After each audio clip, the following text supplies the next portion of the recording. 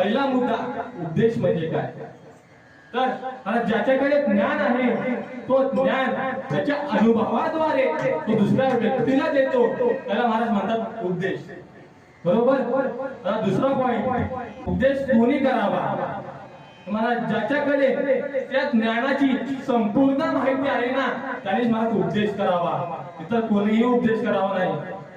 आता तिसरा मुद्दा उपदेश कोणास करावा तर महाराज उपदेश हा ज्याच्याकडे महाराज जिद्द आहे त्याच्याकडे श्रद्धा आहे की नाही मला हे प्राप्त करायचेच आहे हे मला मिळवायचे आहे त्याला उपदेश करावा।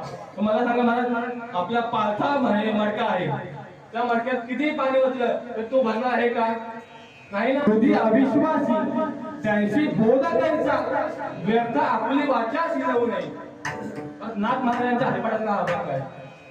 आता महाराज चौथा मुद्दा उपदेश करण्याचा अधिकार कोणाला आहे आणि उपदेश करायचा अधिकार आपल्या ज्ञानोबारायांना आहे उपदेश करायचा अधिकार आपल्या नाथ महाराजांना आहे जे उपदेश करण्याचा अधिकार आपल्या तुकोबारायांना आहे।